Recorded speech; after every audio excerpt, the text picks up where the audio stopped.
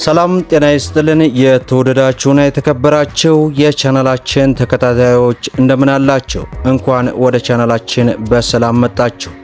በዛሬው ዕለት እጅግ በጣም ደስ የሚልና ወሳኝ የሆነን መረጃ ነው ይዤላችሁ የቀረብኩት። በተለይ ይህ መረጃ የመኪና ዋጋን በተመለከተ በሀገራችን ኢትዮጵያ ያለውን እንግዲህ ሙሉ በሙሉ ይቀይራል ያስባለ ነው። በተለይ መኪናን ለመግዛት ያሰባችሁና ለመግዛት ያቀዳችሁ በሀገር ውስጥም በውጭም ለምትገኙ እህት ወንድሞች እጅግ በጣም ወሳኝ የሆነ መረጃ ነው። ይህም እንግዲህ በዚህ ሰዓት በዚህ ደቂቃ የትራንስፖርትና ሎጂስቲክ ሚኒስቴር ሙሉ መግለጫ አውጥቷል። ከሚያዝያ ወር ጀምሮ ተግባራዊ እንደሚደረግ ይፋ አድርጓል። ይህንን በተመለከተ ሙሉ ዝርዝር መረጃውን ወደ እናንተ ከማድረሳችን በፊት ሰሞኑን የኢትዮጵያ ንግድ ባንክ እንዲሁም ሌሎች ባንኮች ባሉበት ሆነው የፋይዳ መታወቂያን በሊንክ ገብተን ማስተሳሰር እንዳለብን ማሳወቃቸው ይታወሳል። ይሁን እንጂ ይህንን ገጠመኝ በመጠቀም አንዳንድ አጭበርባሪዎች የተለያዩ ሊንኮችን በመላክ ፎር ይሙሉ በማለት እንግዲህ ብዙዎችን እያሳሳተ ይገኛሉ። ለዚህ ለጥንቃቄ ያክል እንግዲህ በምትከተሉት መንገድ ማስተካከል እንደምትችሉ ለናንተ ለተመልካቾች ላድርሳችሁ። የመጀመሪያው ቅድመ ዝግጅት ምን ያስፈልጋል? ስራውን ከመጀመሩ በፊት እነዚህ ነገሮችን ያዘጋጁ።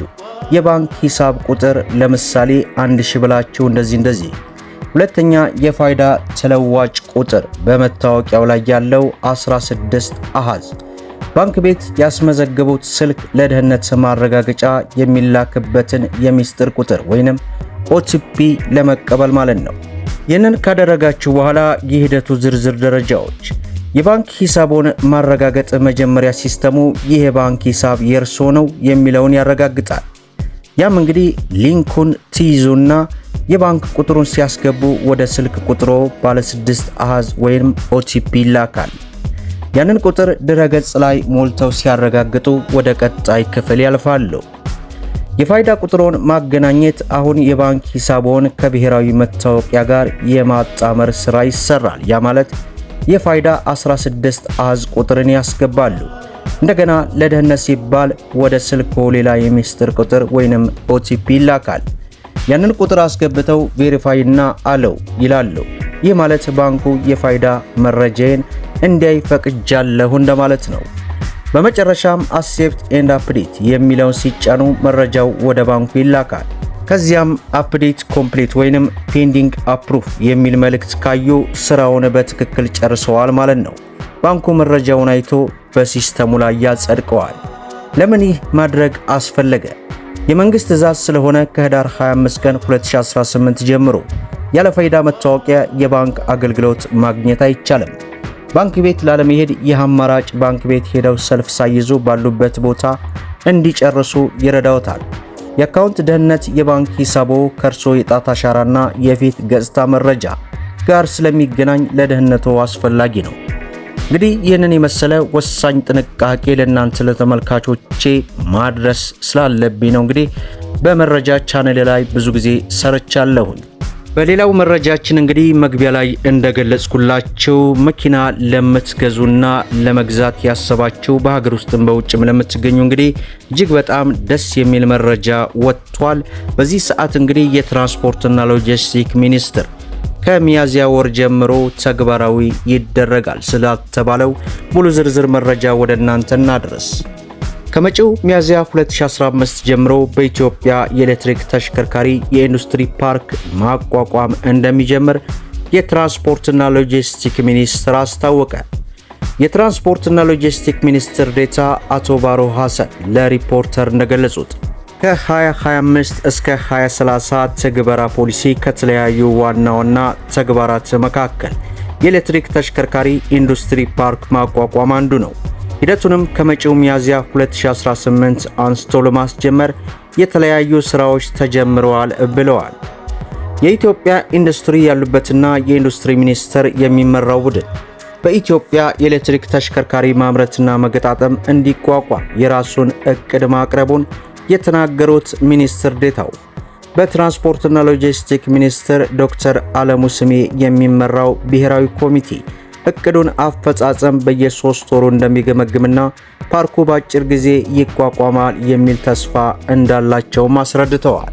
የኤሌክትሪክ ተሽከርካሪዎችን በሚመለከት የሚከናወኑ ምርምሮች ጥናቶችን መሰረት ያደረጉ መሆን ስላለባቸው የቦታና የክህሎት ጥራት ስለሚጠይቁ በተለይ ስታርታቸው ፋይናንስ መደረግ እንደሚፈልጉ የጠቀሱት ሚኒስትር ዴታው ሁሉም ጥረቶች ሳይበረታቱና ጊዜ ሳይወስዱ አብረው እንዲሄዱ ለማድረግ ሲባል የኢንዱስትሪ ፓርኩን ለማቋቋም ማስፈለጉን አብራርተዋል።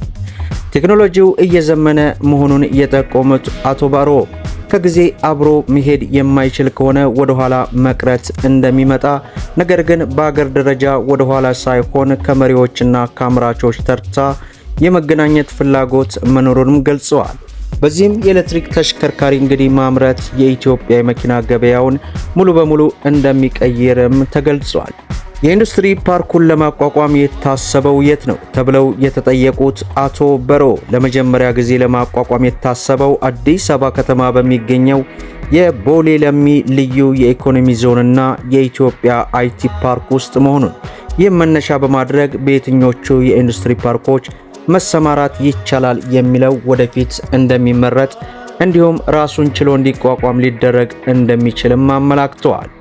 ትግበራውን መንግስት ብቻውን የሚያከናውነው ሳይሆን በዘርፍ ውስጥ ያሉ አስመጪዎች፣ ገጣጣሚዎች እንዲሁም በዓለም አቀፍ ደረጃ የሚሰሩ ባለሙያዎች ያሉበት የአማካሪ ካውንስልም እንደሚካተት ገልጸዋል። ከዚህ በተጨማሪም በዘርፉ አንዱ የተለየው ጉዳይ ጥራት መሆኑን በዚህም ባትሪን ከማምረት እስከ ማስወገድ ላይ ትኩረት ያደረገ ክላስተር ይኖራል ተብሎ እንደሚጠበቅም አክለዋል።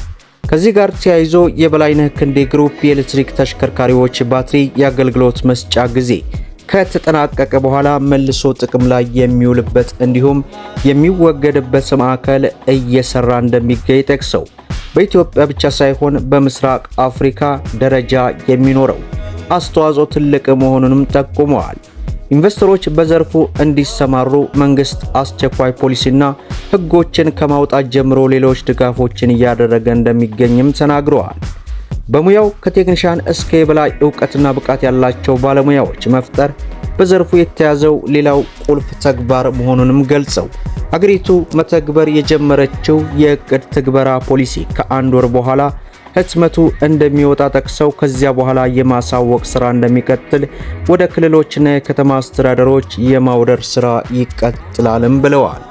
ኢትዮጵያ በዘርፉ እያደረገች ያሉ ተደጋጋሚ የፖሊሲ ለውጦች በኢንቨስትመንት ላይ ተጽዕኖ አይፈጥርም ወይ ተብለው የተጠየቁት አቶ በሮ የፖሊሲ ለውጦች በኢንቨስትመንት ላይ አሉታዊ ተጽዕኖ እንዳላቸው አምነዋል።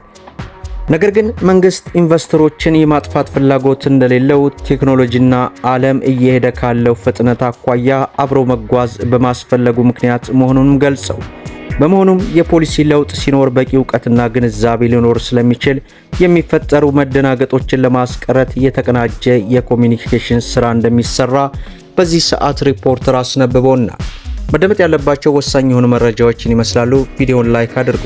እስከ ፍጻሜ ድረስ አብራችሁን ስለቆያችሁ ልባዊ ምስጋናችን እየሰጠን በሌላ ቪዲዮ እስከምንገናኝ ወሰላሙ አለይኩም ወራህመቱላህ።